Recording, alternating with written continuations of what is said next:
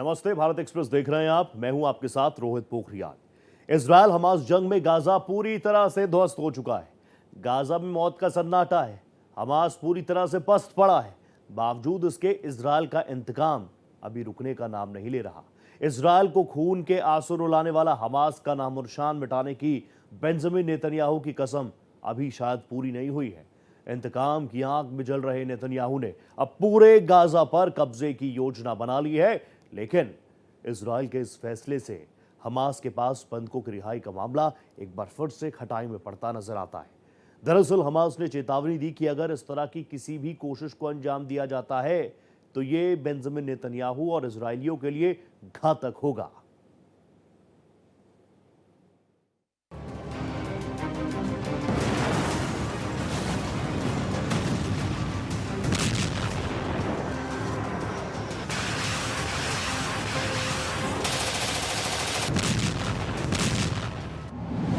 सुरक्षा कैबिनेट ने दी मंजूरी।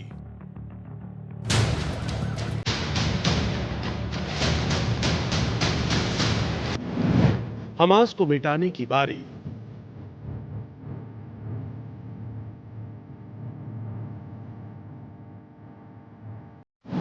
नेतन्याहू ने बनाया कब्जे का प्लान।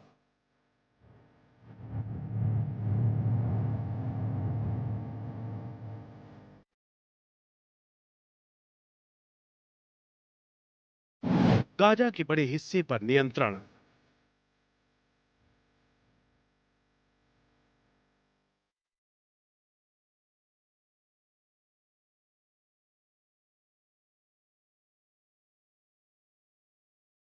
इजराइल और हमास का सबसे ज्यादा असर गाजा पर पड़ा है। इजराइल द्वारा हमास को पूरी तरह खत्म करने के इरादे के कारण गाजा पूरी तरह से बर्बाद और तबाह हो चुका है। अंतर्राष्ट्रीय मंच पर अब तक ये संदेश दिया जा रहा था कि इजराइल गाजा पर अस्थायी कब्जा नहीं करेगा, बल्कि क्षेत्र का मैनेजमेंट किसी अंतरिम प्रशासन को सौंप देगा। लेकिन ताजा घटनाक्रम इस दावे को उलटते नजर आ रहे हैं। इजराइल ने गाजा पट्टी के पूरे इलाके पर नियंत्रण हासिल करने का प्लान तैयार किया है। इजराइल के पीएम बेंजामिन नेतन्याहू ने कहा कि हमास को खत्म करने के लिए गाजा पर पूर्ण नियंत्रण हासिल करना जरूरी है। प्रधानमंत्री बेंजामिन नेतन्याहू के कार्यालय ने बताया कि इजराइल के सुरक्षा मंत्रिमंडल ने गाजा शहर पर कब्जा करने की योजना को मंजूरी दे दी है। रात भर चली सुरक्षा मंत्रिमंडल की बैठक से पहले नेतन्याहू ने कहा था कि इजराइल पूरे क्षेत्र पर फिर से नियंत्रण हासिल करने और इसे हमास विरोधी मित्र अरब बलों को सौंपने की योजना बना रहा है। सुरक्षा कैबिनेट गाजा के उन सभी हिस्सों पर कब्जा करने की योजना पर काम करेगा जो अब तक इजराइल के नियंत्रण में नहीं है। इससे हमास पर दबाव बढ़ाने के लिए धीरे धीरे लागू किया जाएगा।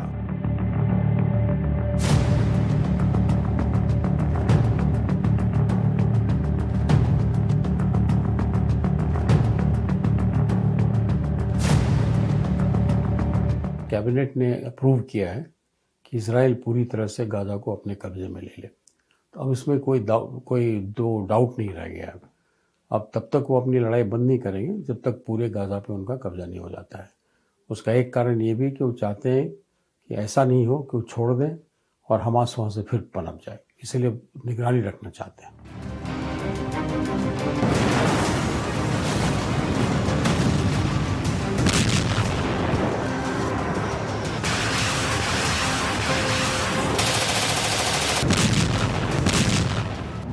कैबिनेट ने जंग खत्म करने के बदले हमास के सामने 5 प्रमुख शर्तें भी रखी हैं। इसमें हमास को हथियार डालने, बचे हुए सभी 50 बंधकों की रिहाई, गाजा से सैन्य ताकतों का खात्मा, गाजा पर इजराइल का सुरक्षा नियंत्रण और गाजा में ऐसा अल्टरनेटिव नागरिक प्रशासन बनाना जो न तो हमास हो और न ही फिलिस्तीनी प्राधिकरण शामिल है।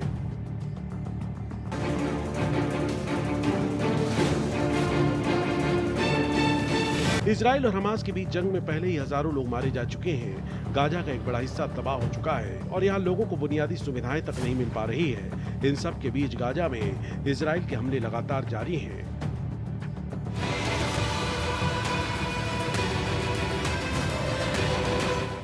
देश में एक रूलिंग पार्टी होती है, अपोजिशन पार्टी होती है।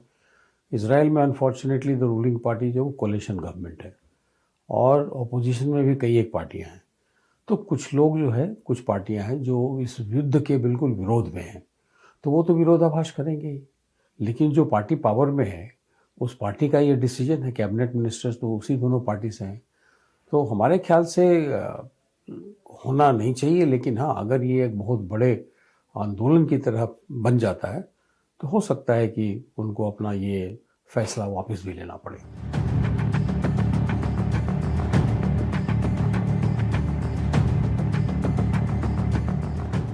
गाजा पर कब्जा करना इजराइल के लिए इतना आसान साबित नहीं होने वाला है। गाजा उन गिने चुने इलाकों में से एक है जिसे इजरायली बफर जोन नहीं बनाया गया है और न ही वहां से लोगों को निकालने के आदेश दिए गए हैं। दरअसल इजराइल और हमास के बीच करीब 2 साल से युद्ध चल रहा है। गाजा के करीब 3/4 हिस्से पर इजराइल का नियंत्रण है, लेकिन अब नेतन्याहू फुल कंट्रोल चाहते हैं। नेतन्याहू के गाजा पर पूरी तरह से कब्जा करने के इरादे के सामने आने के बाद हमास ने कहा कि इसका मतलब है कि नेतन्याहू गाजा में बचे हुए इजरायली बंधकों को कुर्बान करने के लिए तैयार है।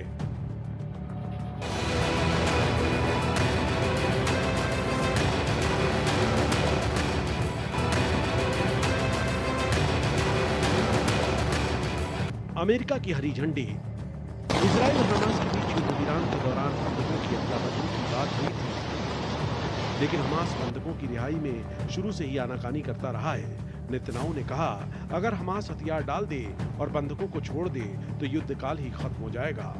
गाजा के कई फिलिस्तीनी भी हमास से लड़ रहे हैं। नेतन्याहू का मानना है कि गाजा पर कब्जा करना ही हमास को खत्म करने और बंधकों को छुड़ाने का एकमात्र तरीका है।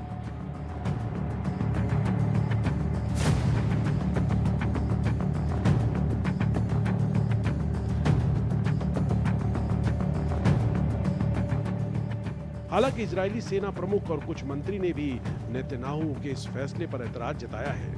इजराइल के सैन्य प्रमुख लेफ्टिनेंट जनरल इयाल जमीर ने इस कदम से बंधकों को खतरा होने का अंदेशा जताया है।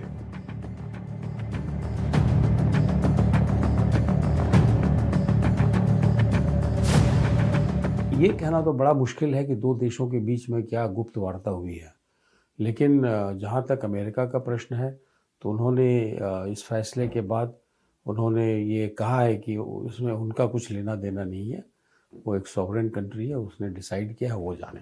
इस मामले में सबसे अहम बात यह है कि अमेरिकी राष्ट्रपति डोनाल्ड ट्रंप ने भी इस फैसले का विरोध नहीं किया है। उन्होंने साफ कर दिया है कि इस मुद्दे में वे दखल नहीं देंगे। पिछले दिनों हमास की ओर से एक वीडियो जारी किया था जिसे ही ट्रंप के बदले की रुख की वजह मानी जा रही है। जब वो पूरे उसके कब्जे में हो जाएगा तो जो बाकी बचे हुए एलिमेंट हैं जो कि उनको अपोज करते हैं, तब वो ढूंढ ढूंढ के हमास के लोगों को या तो अरेस्ट करेंगे या फिर अगर दूसरी तरफ से कोई विरोध हुआ तो हो सकता है कि उनको एलिमिनेट भी कर दें, मार भी दें।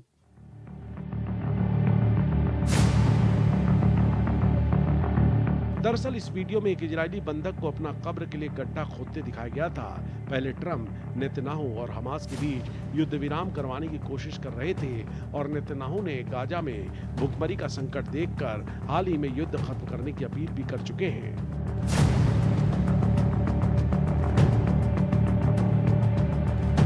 इजराइल हमास जंग। 7 अक्टूबर 2023 को इजराइल पर हमास ने हमला किया था।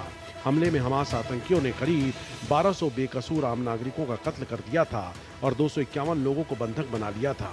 हमास की तरफ से किए गए इस हमले के बाद इजराइल ने जवाबी कार्रवाई शुरू की, जो आज भी जारी है। अब हालात ऐसे हैं कि गाजा मलबे के ढेर में बदल गया है।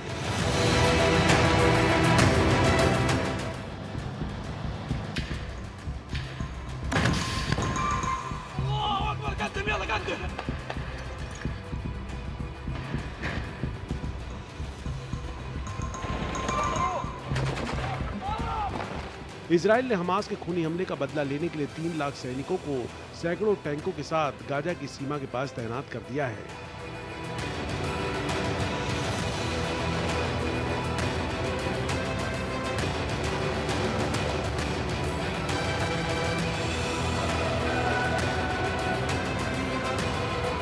इजराइल की सेना ने ऐलान किया है कि वह गाजा को हमास की सेना से मुक्त कर देगी ताकि भविष्य में भी वह हमला न कर सके। इजराइल हमास जंग में 20 लाख फिलिस्तीनियों के इस क्षेत्र को अकाल की तरफ धकेल दिया है।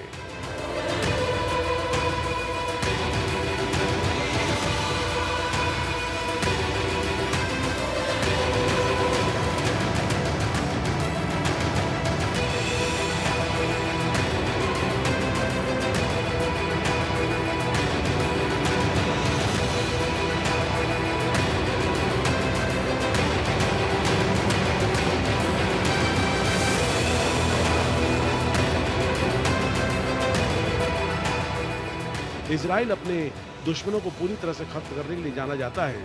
हमास ने जो उसे जख्म दिया है उसका बदला लेने के लिए इजराइल किसी भी हद तक जाने का फैसला कर चुका है।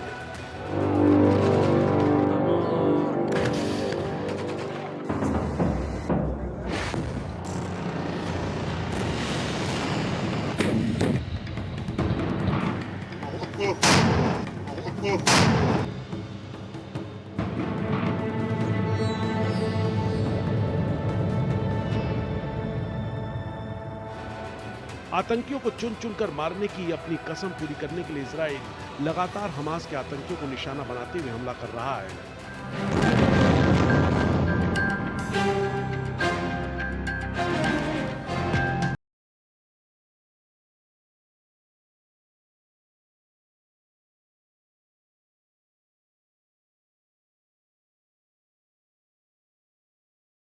इजराइल हमास के कई बड़े लीडरों को मार चुका है।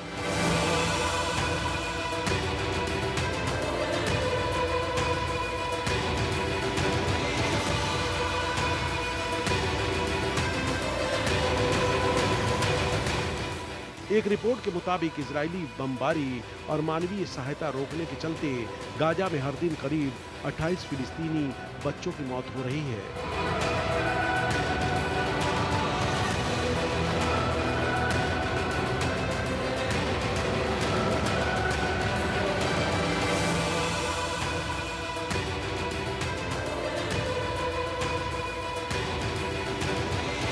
अक्टूबर 2023 से अब तक 18,000 से ज्यादा बच्चों की मौत हो चुकी है। बच्चों की मौतें बमबारी, कुपोषण और सहायता की कमी के चलते हो रही है।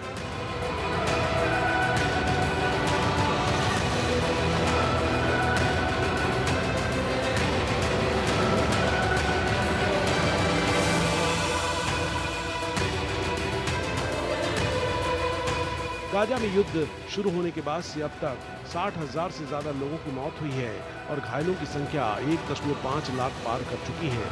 इजरायली हमलों में गाजा के ज्यादातर हिस्से मलबे में तब्दील हो गए हैं।